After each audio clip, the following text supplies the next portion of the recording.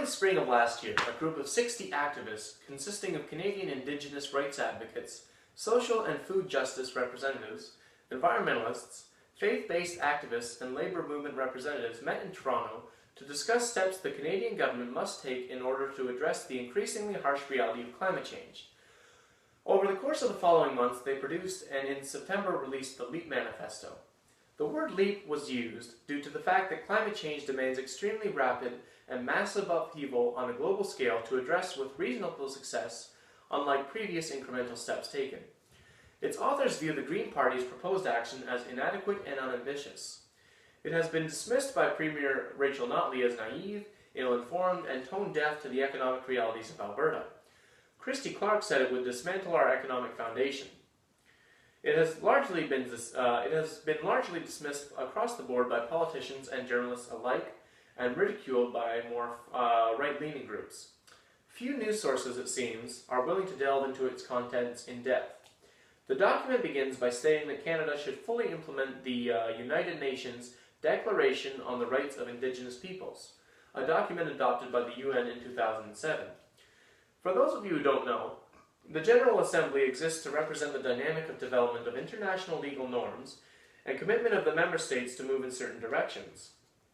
This particular declaration insists on the rights, culture, identity, language, employment, health, education, and other issues relating to Indigenous peoples based on the rejection of discrimination. Canada initially rejected this in 2007, citing land claims issues, but changed its mind in 2010.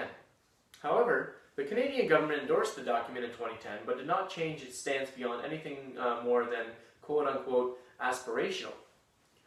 The manifesto continues to call for a program for energy-efficient homes and to retrofit existing ones, prioritizing the lowest income earners first.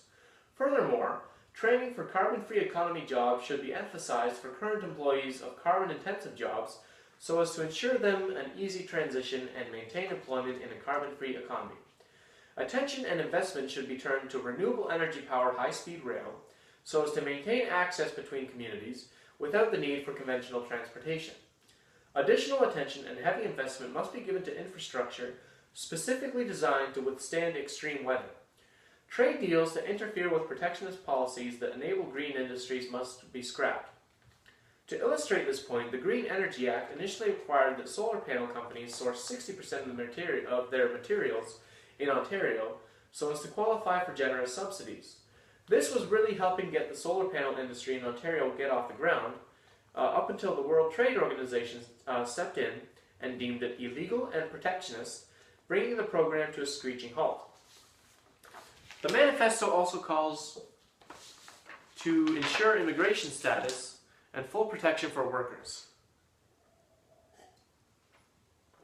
We know full well that military conflict and extreme weather contribute to a global influx of refugees, and we know full well that we are partly responsible for extreme weather events across the globe, from both our historical emissions and more recent failure to make the switch to a green energy economy earlier. So it makes sense to offer refugees a new place to live, as we contributed to their forced relocation in the first place. It proceeds to then discuss the idea of a universal basic annual income, which I was initially quite skeptical of until I read a World Bank report in its relation to temptation goods released in 2014. It basically argues that contrary to what far right-leaning politicians would have us believe, a guaranteed income leads less to its recipients spending it all on alcohol and cigarettes, and more to reducing poverty and crime, thereby reducing policing and security costs. In essence, it says that the costs of guaranteed income are surpassed by those of poverty and crime. Finally, LEAP calls for nationwide town meetings to apply green energy principles locally, and a proportional electoral system in which every vote actually counts, as opposed to a first-past-the-post system. It also seeks to eliminate all corporate donations to political parties. If there's anyone watching who already happens to be familiar with the contents, you may have noticed I skipped a few parts. Well, I saved what I think is the most important part for last. How on earth do we pay for all this? Upon reading this manifesto, I couldn't help but think, this is all great and ideal in theory, but who pays for it? 3 ideas right off the bat that I take no issue with are progressive carbon tax, increased resource royalties, and ending all fossil fuel subsidies. What I was initially and what I am still skeptical about is financial transaction taxes, military budget cuts, and higher taxes on corporations and the wealthy. The financial transaction taxes are extremely complex and must be imposed carefully to achieve the desired results, as was done in Japan throughout the 80s. I'm not saying it's impossible, but great care should be taken with that approach. Canada currently spends about 1% of its annual GDP on military expenditures, so to cut that off seemed odd to me, especially given that climate change will slowly make security threats a more prevalent concern globally in the coming decades. I would think that's something we should maintain, perhaps even consider increasing our spending on. As for taxing corporations in higher income brackets more, the Canadian Centre for Policy Alternatives published a report which argues that maximum revenue can be gained at 65% income taxation for the top 1%. I don't doubt that this debate is as old as the hills, but at this critical moment in history, I think it definitely warrants our consideration.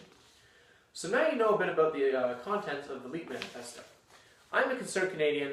Please subscribe and follow me on Facebook and Twitter.